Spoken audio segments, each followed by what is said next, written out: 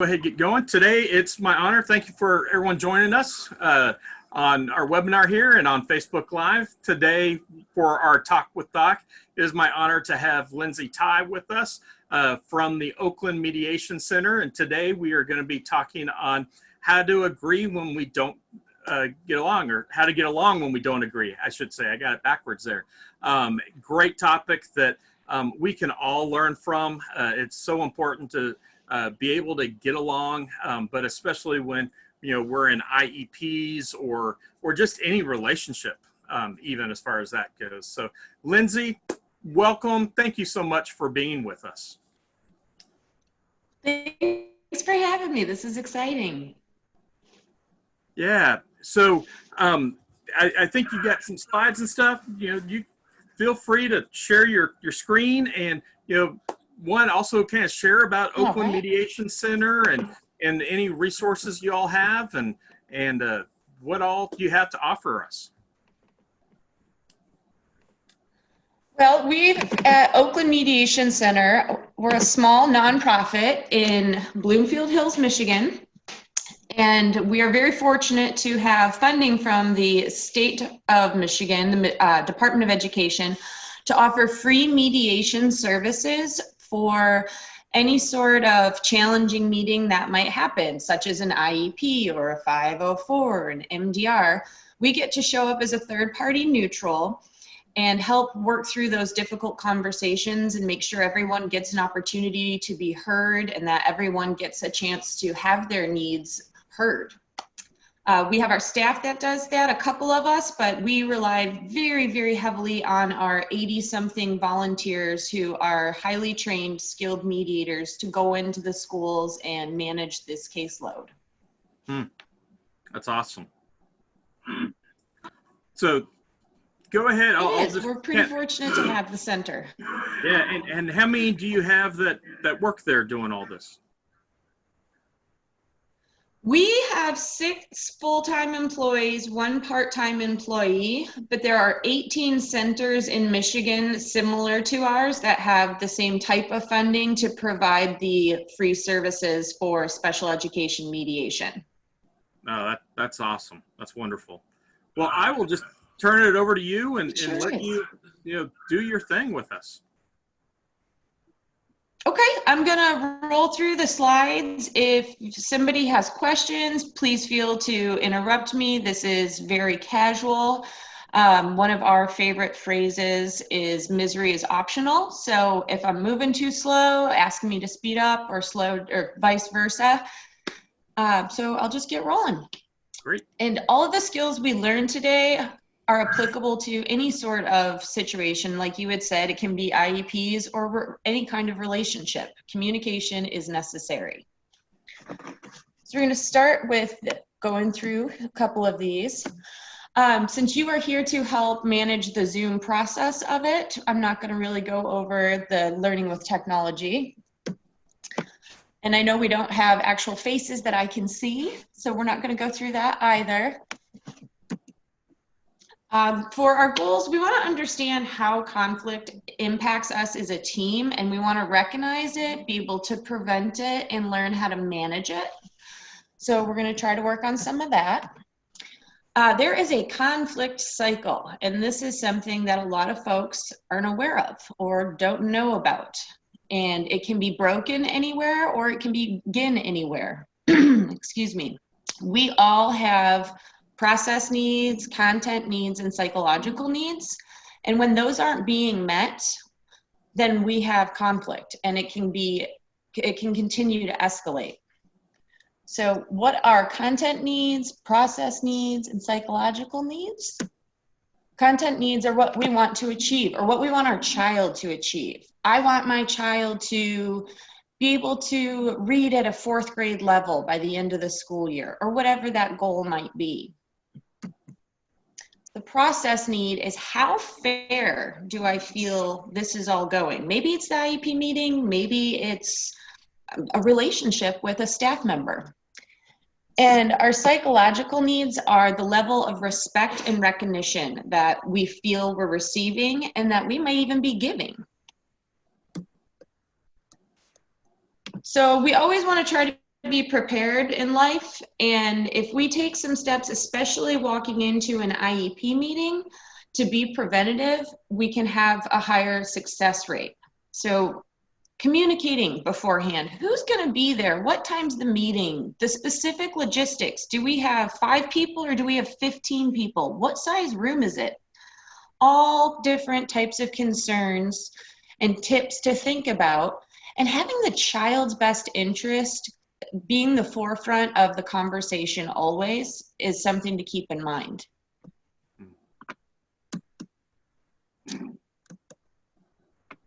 Roll through my slides here.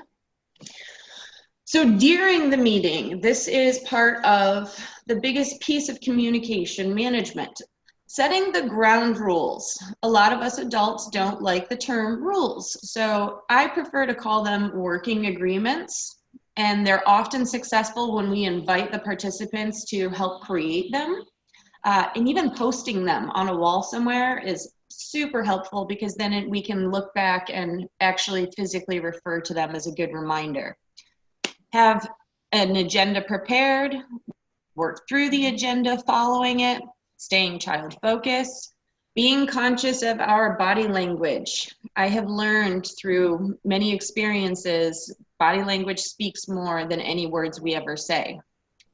And we need to be conscious about listening to understand, not listening just to wait to see if someone is finished speaking, but to actually really take in what they've said. We can also take notes and make sure we focus on the problem, not the person. We might not like somebody, but we might have to deal with them and work with them to get what's best for the child.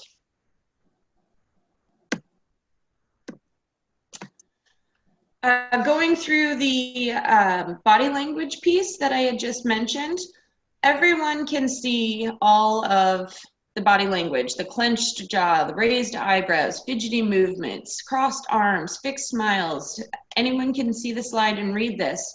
But what we need to think about is all of those things could have multiple meanings. A clenched jaw may not necessarily mean that someone is frustrated. It might mean that they're cold. The same thing with crossed arms, or maybe shrugging shoulders. Maybe I'm just agreeing because I don't understand and I don't want to be confrontational, or maybe I'm shrugging my shoulders because it's so cold in here. So we need to be very conscious in reading the full body language, not necessarily just one piece of it at a time. And it's incredibly important these days, doing the virtual meetings, to be aware of our own body language and what we're representing and what the message we're conveying when people see our face and our shoulders most of the time. Setting the ground rules, and again, I like those to be called working agreements personally. As I said, post them, reinforce them. We may need to ask as the mediator or as a parent or as another staff member to please remember that we all agreed to not be working on our laptops during the IEP meeting while someone else is speaking, because that does become very distracting. If we have someone who's continuing to interrupt, which if anyone has ever attended an IEP meeting, they have encountered that person. It's okay to ask them to please write their thoughts down and wait, and just remind them that we'll get back to those. And when things start to get really escalated, unfortunately, sometimes we do have to ask people, is this behavior really going to bring us closer to the goal of getting through this IEP successfully? So we have positions, emotions, and interests. We all do. It could be about our dog, it could be about a piece of fruit, or it can be about our child. And since we're talking about IEPs here today, we're going to focus with that. Picture this iceberg. The position up here is what I say or what I want. I want a full-time parapro for my child. My emotion is how I actually feel about that. Do I really want the parapro because I'm sad for my child that they don't have friends in school because they can't connect? Or do I want a parapro because I truly believe that my child needs the assistance of one? And so below that, we have the expressed hidden interests. It's what I value. It's the why. I want my child to have a full-time parapro because X, Y, and Z. Because I want my child to stay on the track that they're on, and maybe we're going to get a degree, maybe we're going to get a diploma, maybe it's going to be a certificate, but that's the reason why. So a lot of times we have to decode what others are saying to us and think about the message we're sending out. So using open-ended questions is a magical tool. And that can be in the classroom, it can be at the dining room table with your own children, or it can be in an office setting. So we're gonna go through and just show you a couple of these. They're great to actually practice with your children. We want to move away from the position of the I want to this is why. And as you can see here, there's a whole list of different questions that we can help ask. One of my favorite questions is, how do you see it? When we want to move from one thing to another. You're asking people to express exactly what it is they want.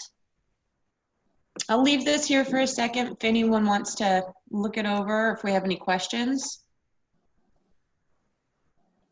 You know, I think one of the things that's so important with that is,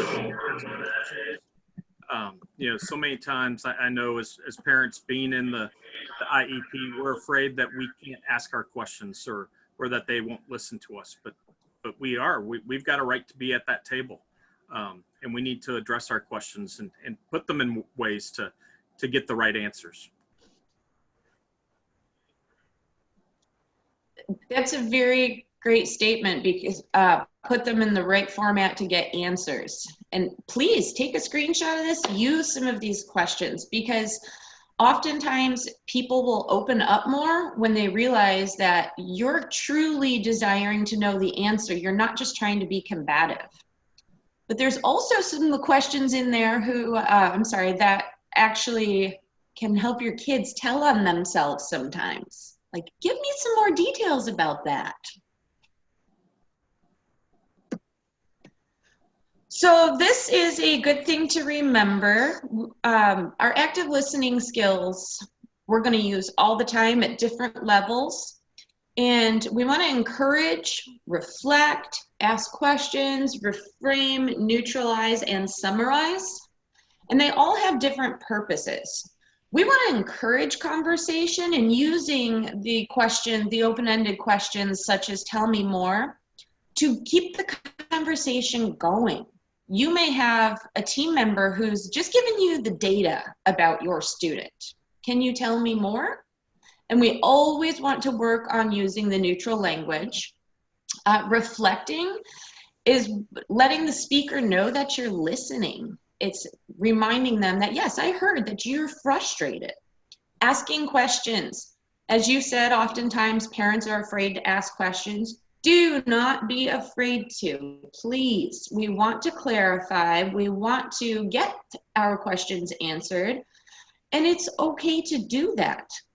Reframing and neutralizing, this is, I lovingly call word washing. We want to take out the nasty of it, the angry, the emotion, the frustration, and stick to the facts, the ideas, and what we're actually talking about. So I like to remind folks to pretend there's a little sand strainer filter in their brain. And when they're angry and frustrated and they're about to spout something out, run it back through that filter again until it comes out nicely and factually. And summarizing is also a great way to remind people that you've listened. And you don't have to do this at the end of the conversation. It can be in the middle. And it's a great way to steer the conversation back on course when it's going left, right, and every other which way. And ways to do that are to summarize the key ideas that have been talked about. So during the reframing process, which this seems more formal than it actually is, we are, again, pulling out the negative, the non-productive element, and finding the constructive, and then kind of refocusing it and repeating it back. So we want to take out the negative, highlight the positive, and get it captured up. So here is an example of what non-productive elements are. They're blames, threats, insults, demands. Have you ever heard of any of those during IEP meetings? Oh, yeah. Hear a lot of demands. I think the most important of all of these pieces is the assigning sole responsibility versus assigning joint responsibility during an IEP meeting. It can be negative and positive. You can assign sole responsibility on congratulating and thanking a staff member for creating such a wonderful relationship with your child and showing them that you value that. Or there could be something that's not being followed the way it should be, and that's the joint responsibility of the team. But when we're talking about those things, we want to just try to make sure we're focusing on the positive and factual and pulling out all of the other stuff. This is an exercise here. If you want to screenshot it, this is great to practice with even your family members about pulling out the negative piece, the non-productive element, and then responding in a positive manner, a productive manner. So I'm only going to do one of these here. It says, you don't know what you're talking about. My team knows what they're doing. They have extensive training and expertise in this area. Could you tell me what the non-productive element might be? Yeah, saying you don't know what you're talking about. Okay. And so that is assigning sole responsibility. How could you respond to that? If someone said that to you, how might you react to that in a productive manner?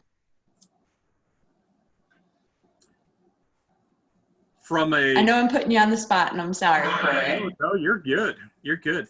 So, a couple ways saying, just sharing, I'm wanting to do what's best for your child, or wanting, depending on. I'm assuming you're asking if I'm on the other side of the parents here on this. So, I'd say I'm wanting to do what's best for the child. I've got a lot of training background that.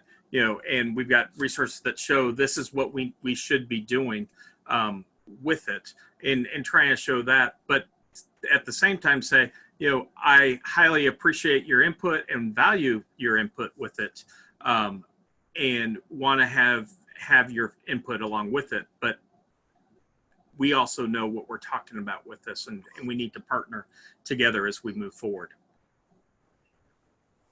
You're pretty good at that. You even threw in the building relationship piece. Nice job. Okay, so I'm going to go ahead and move on through these. So once we've had the meeting, we want to also make sure we set ourselves and our team up for a positive next meeting. And this might be a piece that a lot of people are uncomfortable with, especially as the parent recommending or asking that the school do this. But a parent can do it, the school can do it. It doesn't matter who does. It's important to evaluate the process, to have the post-meeting tips, to be in control of a positive interaction. So we want to evaluate the process. You can do it with your spouse or significant other or as a whole team. We want to know what went well, what could have gone better, and what will we do next time?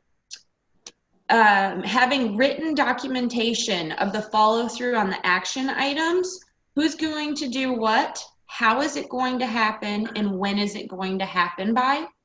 That all sent out in a summary as a follow-up email is very, very helpful, especially for team members who are going to be working with this child for a long period of time, maybe their whole middle school career, who knows?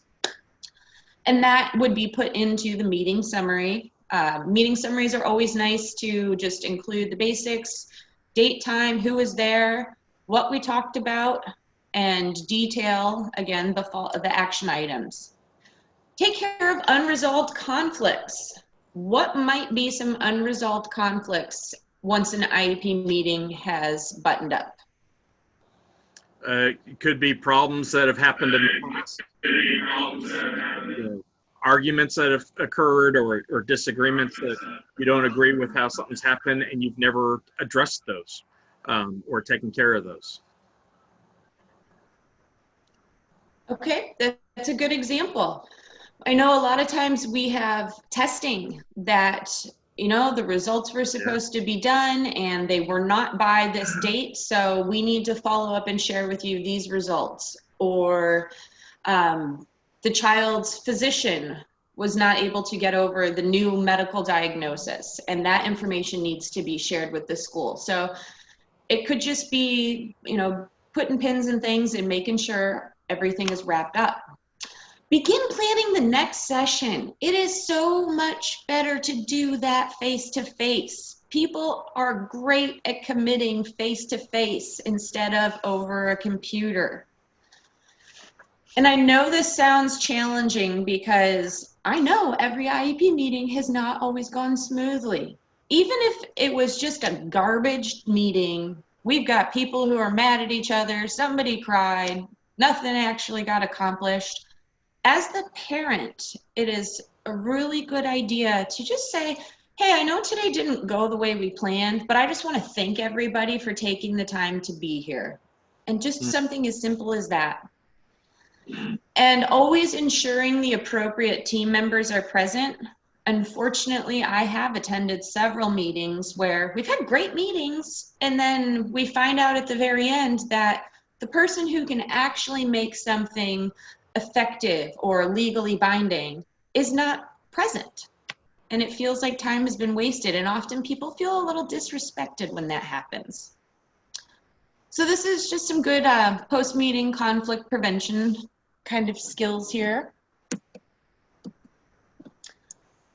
Now, Doc Hunsley, I'm going to ask you, do you have any experience with mediators or know of anyone who does in your area? I'm not sure how things work in Kansas. Yes, we do. And if anyone in the greater Kansas City area needs anyone, please contact me. We've got a couple of people who are great that can come along your side and help you out with that. And one that I used for an IEP with my child, who helped us significantly. So yeah. Okay, very cool. I know it's different quite a bit from state to state. I know some states are very unfamiliar with mediation, and especially in the special education world. Right. So you can have someone attend a meeting, and it could be a school member, someone who's already a part of the team, who might facilitate the meeting. They are the one with the magic wand, directing everyone, running the slides, taking the attendance, doing those sorts of duties. And having one person just kind of run the meeting is very helpful. And you want to have a facilitator. A lot of times when there's a lack of trust, maybe the principal and I don't get along because we had some unfortunate circumstances the previous year. So now the social worker is the facilitator of the meeting. When there's dominant personalities, it's often good to have someone facilitate. And when using mediation instead of facilitation, which is going to be a little bit more formal, it should be ran by a third-party neutral if you're having someone mediate. Oftentimes when it's going to be, you're anticipating difficult conversations. It's going to be when we've got transition services going on. Anytime someone doesn't really feel like it's going to be okay, often resolution sessions require mediators, which come from the state, and when there's relationship issues. So I'm going to move on from there. So a little bit about IEP facilitation, and you seem like you're familiar with this, but a lot of folks aren't. At the IEP meeting, a facilitator will actually establish the ground rules. They'll keep the meeting on track, and that is absolutely beautiful to have someone who says, hey, we've got 15 more minutes. We need to keep pushing through. They're there to clarify things. They're there to help work through the problems. and to ensure everyone participates. Me as a parent and as a mediator, that's a huge deal. Why does someone come and sit at a table if they're not going to say a word? And staying neutral, not offering any sort of legal advice, and they help make sure the process actually happens.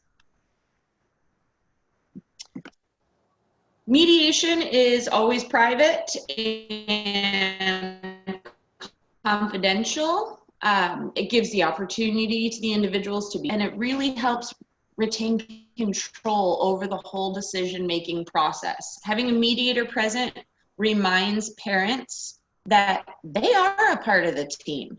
They are a part of the decision-making process, as well as the school, and it helps make things more cohesive.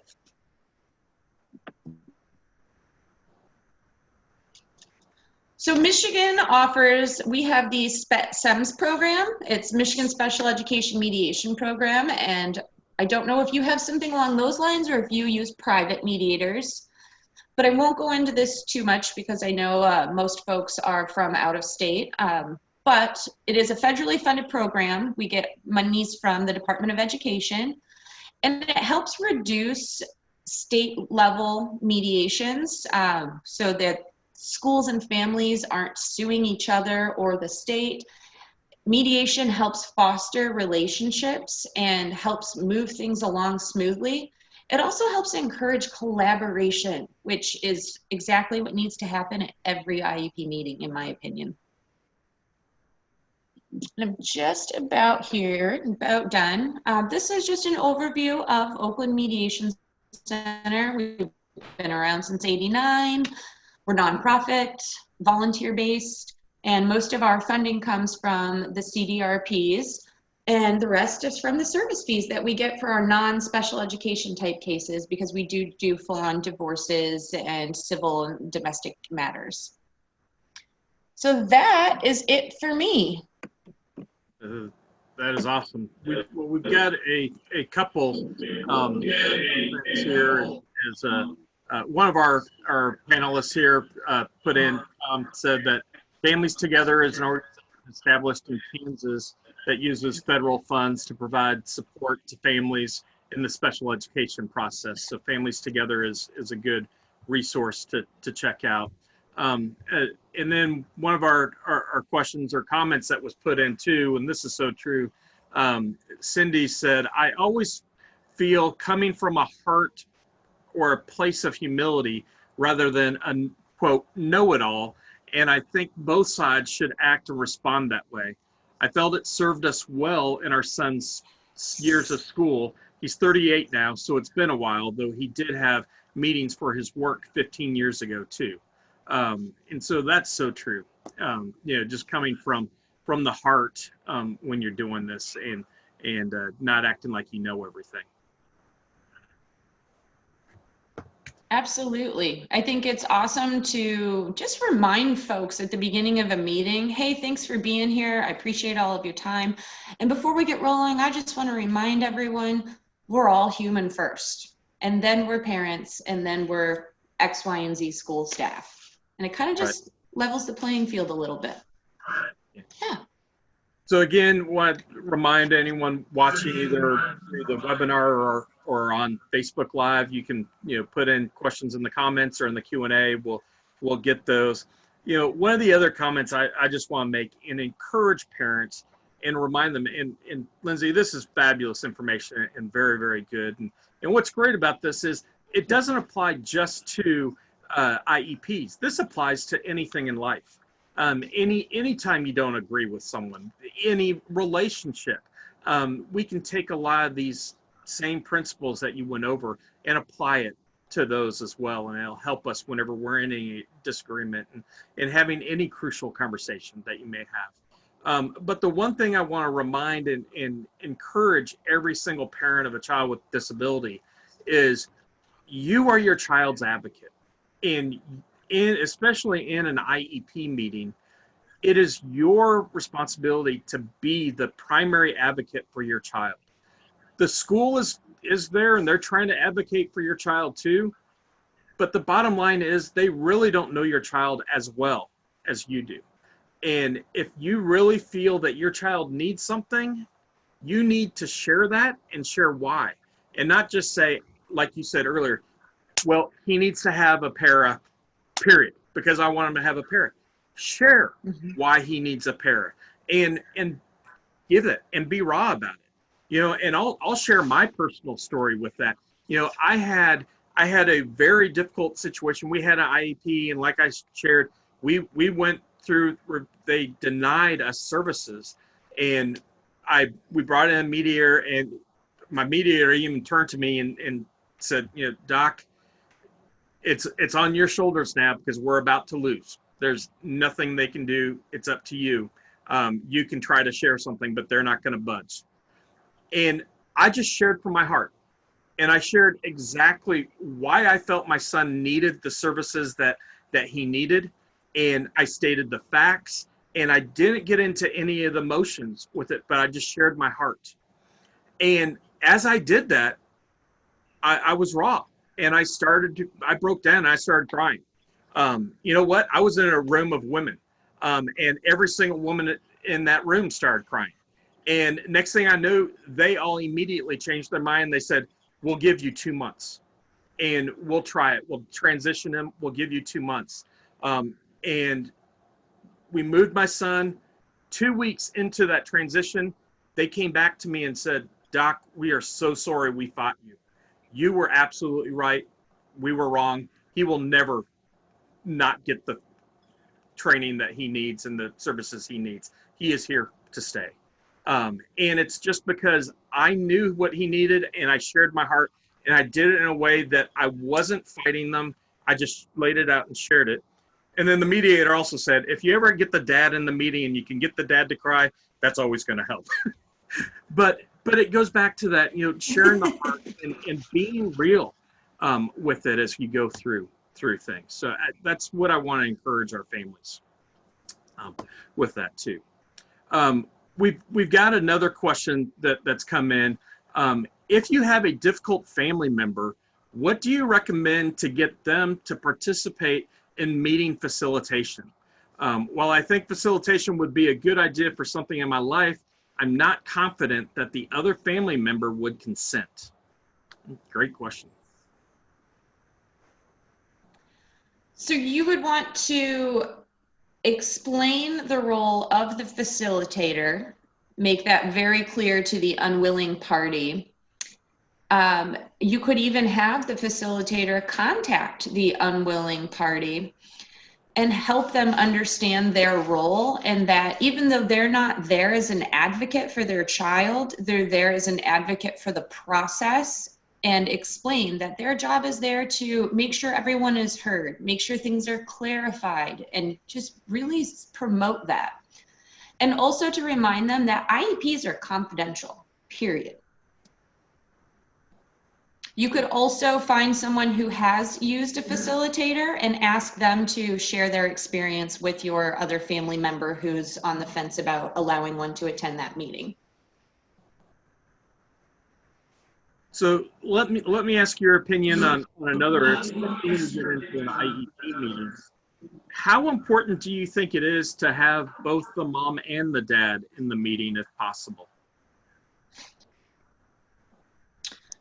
I think if parents can be in the same room together and they can be child focused, it's 100% important. Why wouldn't we have more support for a child than not?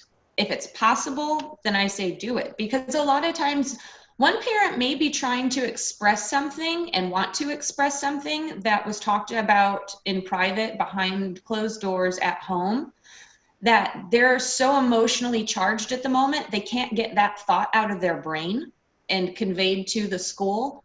But the other parent who was having that conversation with them yesterday can say, excuse me, I'd just like to clarify here, Doc Hunsley is trying to say X, Y, and Z. Mm-hmm. Yeah. So let's now take things out of the IEP, scenario. And what do you do when you're trying to do mediation with someone and they don't want to participate in it? Let's say it's it's relationship, wise. You kind of mentioned some of that earlier. How do you get someone to step up to the table, a family member, if they're not willing to do that, to address things? We find out what the value of this conversation is to them. An example of a parenting time case. Couple is not together, they share a child, one parent wants to work on a new schedule, the other parent does not. The other parent just doesn't want to budge.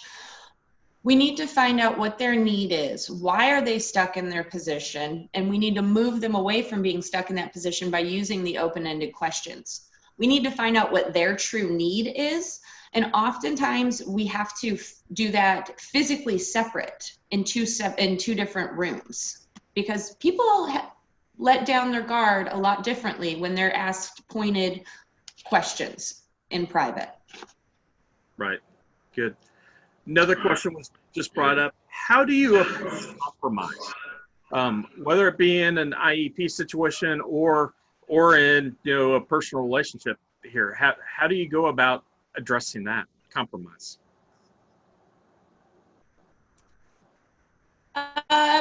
I'm not sure that I 100% understand the question, but addressing compromise, personally, I figure out, I go through a little scan in my head.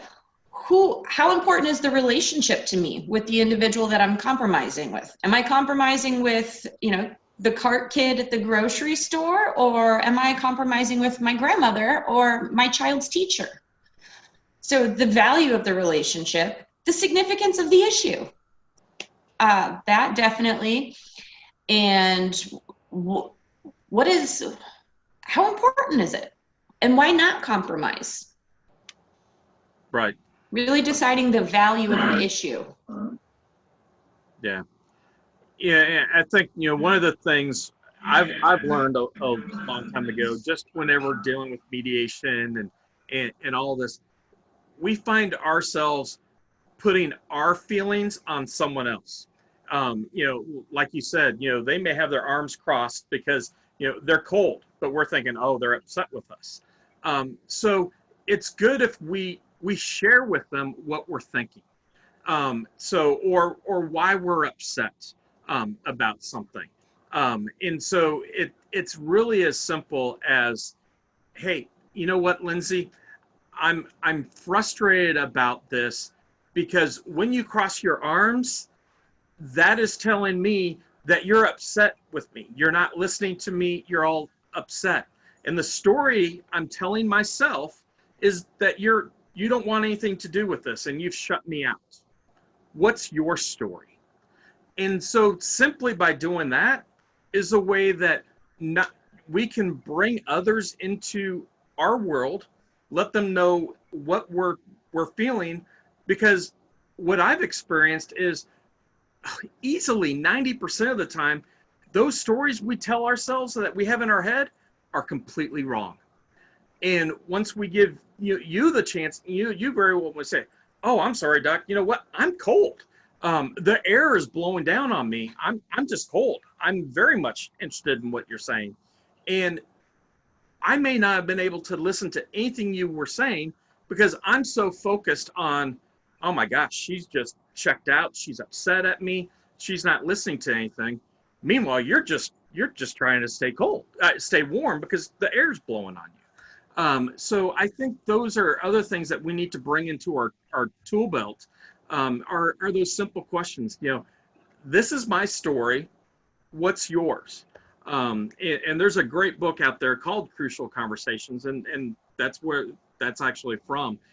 Goes through that, but that's a great resource and something I'd encourage people to remember and to bring in whenever they're dealing with any conflict and trying to get resolution. Because frequently we tell ourselves so many things that are just nowhere close to being true. And especially in an IEP meeting, the teachers, the educators there, they really do care for your kids, and they really do want to help them succeed and do well. And so we just need to realize that and bring them in to what you're thinking and what you're you're doing. And that's going to open up that communication and remove any of the possible hostility that might be there. I think a beautiful thing to say, and it helps remind everyone of their roles, and it encourages teamwork, is to remind ourselves, I am the expert of my child in my home. This school staff is the expert on my child in the school setting. How can we work together to figure out what's best for the child? And if you even say that out loud, a lot of times it just eases the tension in the air, because people do get frustrated and say, oh, well, that doesn't happen at my house. Right. Yeah, absolutely. Yeah. So, as going through this, what is probably the biggest mistake that you see parents make going into an IEP, or mistake that you hear that could have easily prevented problems or having to go to mediation? Walking in the door angry. It's not checking the attitude at the door, just getting themselves worked up because they know this psychologist isn't gonna concede, blah, blah, blah.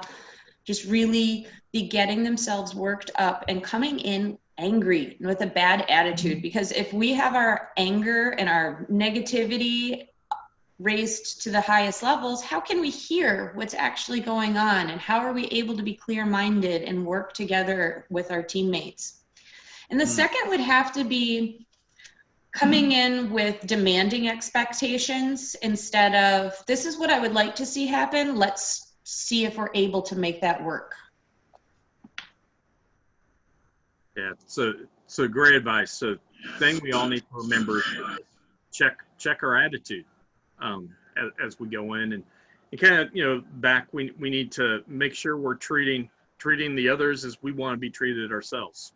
And we forget that a lot of time, but we need to remember we're all trying to get the best for our child with it. I would like to say, please try to remember, we don't know what we don't know. We may be angry or fired up about something that happened in the last meeting and enter this second follow-up meeting based on that last meeting. Well, we have no idea that there might be new funding available or new resources, or somebody's come up with a really great idea for our child about something we got stuck on. It's just, we don't know what we don't know. Right. Yeah, that's so true. We got to always remember that. Which comes back again to the whole, we've got to communicate, and we got to be willing to talk and share and say what's on our mind, but we've got to make sure we're sharing it in a productive manner. And I think that's one of the keys is not allow our emotions to enter in on how we're sharing what we're wanting to have happen for our child. So do you have any hints for our parents on how they can check their emotions at the door before they go in? Absolutely. Run through the meeting in your head. Maybe have a practice meeting with your spouse or another family member and notice the physiological signs of when you start getting fired up. Maybe your blood pressure starts to rise. Maybe you catch yourself tapping your pen or twirling your hair, or tapping your toes. Just really be conscious and stop to check yourself. And don't be afraid to say, you know what, everyone, I feel like this meeting's getting a little heated and a little frustrated. I need to take a break. It's okay to do that. And if you need to take a break, chances are he steps out for 5 minutes and comes back. It's fresh air, fresh energy, and there might be some more productive conversation than what was taking place. Yeah, That's great advice. Good reminder. We need to take control of our emotions through all this and with that. So, what are and we're starting to come to the top of the hour here. Again, if anyone's got any questions, go ahead and share them with us. But what would be some of your final tips or final advice for families as they prepare for an IEP or going into a mediation? I would say be clear in what you want, know your facts, go in with notes. The day before, write your questions down. Write down some important ideas that you have, because a lot of times when it is getting frustrating, our emotions flood our brain and we don't get all of our questions out, and maybe we don't get to share all of the information.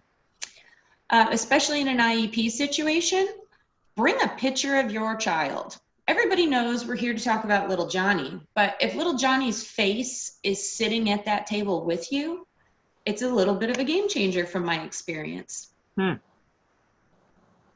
That's good. And have someone available. I'm sorry, go ahead. No, I said that's a good suggestion. I hadn't thought of that. So go ahead. Thank you. And if you have to attend on an IEP meeting as a solo parent, have a friend or a family member that's available by phone for that 2-3 hour period, whatever the meeting may be. So you can just say, hey, you know what? I need to take a second and go make a phone call because I need to work through some of my thoughts. Just knowing that you have that option and someone there to support you, whether you use that opportunity or not, can be very helpful in keeping you focused. Yeah, good. Someone also said, going in with a list of concerns on that one topic is making you angry, and working through each one. Having a list in everyone's hand ahead of time really is a win-win for everyone. We were just kind of going over that there, but again, so important. With all that. And I think that's great advice, especially if you're a single parent, to bring in a friend to give you that emotional support in it, because it's hard. So let me ask you one other question. What would you recommend for a parent who the educators at the IEP are saying that your child is meeting the expectations of X, Y, or Z, but the parent has not seen any signs of that at home? And so how do you get through that? Teachers are ready to check that off and try to move something else, but the parent is saying, I'm not seeing this happening anywhere. We can't advance yet. How would you address that? As a parent, I would say, show me the data. Where's the testing? How long did it go for? Who did the testing? What were the circumstances? In addition to that, I would want to know, is this child meeting X, Y, and Z in one specific environment with one specific individual? Maybe little Johnny really does well at doing his math and reading with Mrs. Smith, but does diddly squat anywhere else. Find out what is making him successful at school and try to see if that's transferable to the home. Find out why that skill set or X, Y, and Z is not being shown at home. Maybe the child says in their head, I'm home. I don't have to do schoolwork. So maybe that's why. Ask for more testing. Ask as the parent if you could sit in the classroom and observe these behaviors, or have someone else do it that is trusted, but neutral, trusted party, and express your concerns. And I think that all of those are great points, but I think that last one's the one that we really have to remember and drive home, that our parents have to address their concerns. I've talked with so many parents that just are so upset with the education system, but they hold all their concerns to themselves. They're not willing to bring it up in the meetings. So these meetings are for your child, and you need to have an active voice in the IEP, and you're not just a bystander at it. You are an active participant, and you need. And I don't care if you're an introvert. I don't care if you don't like to talk. I don't care if you don't understand what's going on. If they tell you something that's going on with your child and you don't understand it, you just stop them and say, "Hey, I'm sorry, I don't understand that. Can you please explain it?" And if they have to re-explain it 4, 5, 6 times, who cares? You need to understand everything they're saying because it's your child and you need to understand that. At the same time, if they're not understanding what you're saying about your child, you need to explain it enough on a level that they're going to finally be able to get it. And it may even be that you need to get video of your child doing or not doing the things that you're saying or talking about at home to show. And that's absolutely fine to show that video on what's going on with your child. So all great things, but the most important thing as we're kind of need to wrap up here, we're coming to the top of the hour, but the most important thing we need to remember is we're all on the same team. We want to get the best out of the education for our child. The educators are there for us, and so we need to find out how to get along and how to agree. We need to. I love the point. We need to check our attitude at the door. That is just spot on. And remember that they're all there, to help us through this, and be willing. But there are going to be times that the two sides just can't agree, and know that there is help, and that's where we have mediation. That is a third party that can come in and can assist you with that. So there's great places just like Lindsay and the Oakland Mediation Center. There's Families Together and other resources here. I've got a couple of good resources if anyone needs in the greater Kansas City, Missouri and Kansas area. But don't just give up and think that it's hopeless, that you can't do anything. So Lindsay, I just want to thank you so much for your time today. I know it's been valuable. We're getting tons of comments from people thanking you, and that this has been extremely helpful well for them. So thank you for taking your time. Next week, our next talk with Doc is going to be on supporting typical siblings. That is also so important for us. We always spend so much time on our individual with special needs that without meaning it, we unfortunately neglect our typical siblings, our typical kids. And so we're going to be talking about that. Sandra Peoples is going to be my host. She is a typical sibling, and she is raising typical siblings, as she has a sister with special needs and she has a child with special needs. So she is definitely an expert on this and will be coming with some great advice. I encourage everyone to sign up for next week's webinar for that. We have all kinds of wonderful things coming in the future, so make sure you're staying on for that. Again, want to encourage you to partner with us if you can in any way. We'd love to have you partner with us as we move forward. You can go to soarspecialneeds.com. Again, that's SOAR specialneeds.com/donate to help make these webinars be able to continue and bring them to you. We will also, for SOAR, we're going to have a town hall meeting on the 23rd. I invite everyone to come to that. We are going to be looking to see how we can start supporting our families even more. We want to start doing some virtual support groups. We're going to start doing some more fun things and events for our kids and our adults with disabilities. That's going to be virtual since we're not able right now due to the stay at home and just as we're coming out of stay at home. We want to make sure everyone's going to have opportunities and that. So we'll have a lot more coming there. But again, Lindsay, thank you so much for being with us today. And it's been just great information. So thank you for being with us. It's been our pleasure to have you. Thank you. This was awesome. It was my pleasure. All right. Well, Well, thank Take you. And care. everybody, we'll see you again next week. All right.